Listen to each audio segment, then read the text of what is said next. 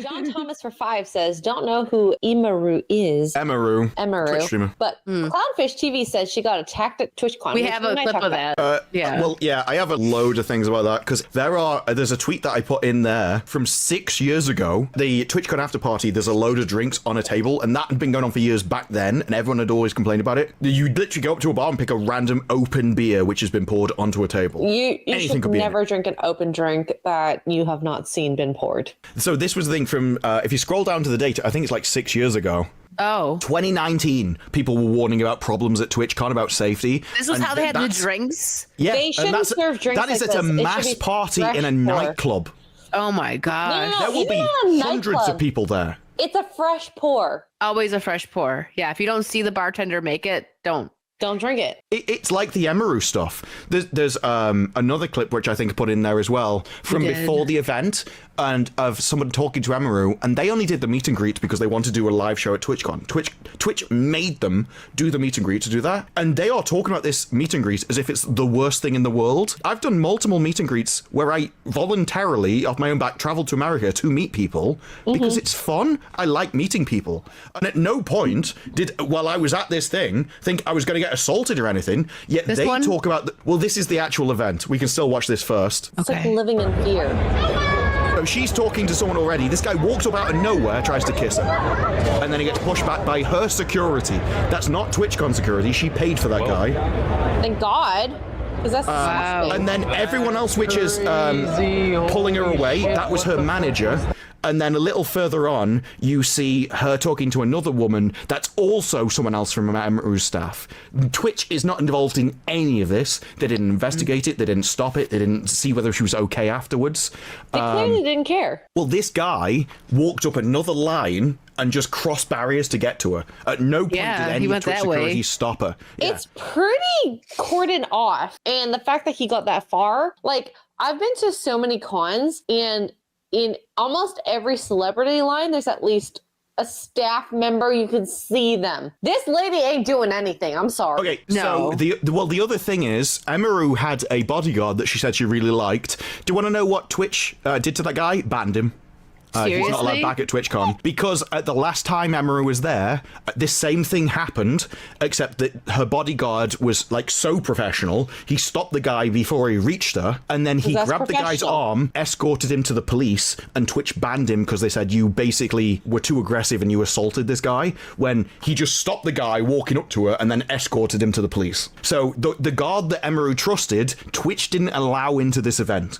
Emiru, you need to say F you, Twitch, go to Kick, go to YouTube, doesn't matter where, do not do anything. Go somewhere else. Ever again.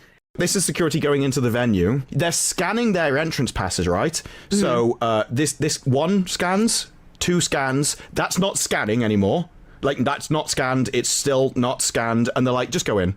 And then they turn around, hers hasn't scanned, and now if you can turn the audio on, I think they comment. Danny's really good at just being ultra confident about everything, and we just walked past. Yeah. Oh, they knew they were getting just said past. Yeah, we just walked past. They know that they're not in control of security.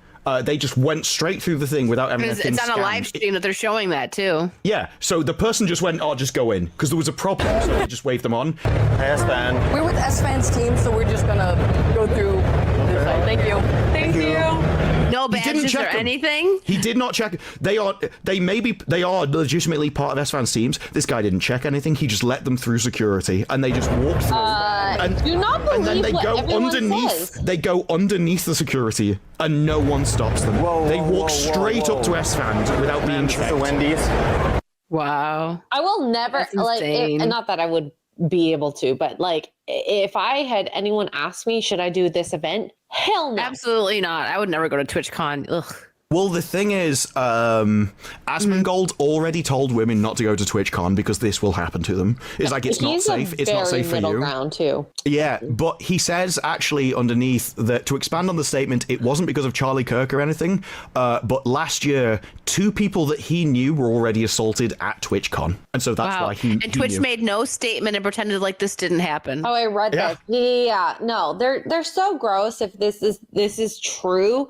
And I don't think Asmongold would lie, judging by his personality and how much he doesn't give he's an naming F. people. Generally, if you name people they're not lying because it opens it up for the other person to go, this isn't true. So if you are naming people, you are opening yourself up to be fact checked.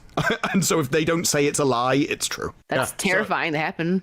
It's the idea that like Twitch has these strong values of being like open, super leftist, and women centric, and then like this stuff happens. Like no, they don't care. They just want to make as much money. Asmund has said that. Wow. And well, the thing is, he has the typical guy mentality about it that I don't particularly care. It's like, obviously you shouldn't do it, but it didn't affect him long term. But because of those kind of experiences, he knows what people are like. And you can understand this with streamers. You're watching someone 8 to 12 hours a day. They're as far as their body's concerned, they're living with you. And if you're even slightly unhinged, they don't know to keep that separation.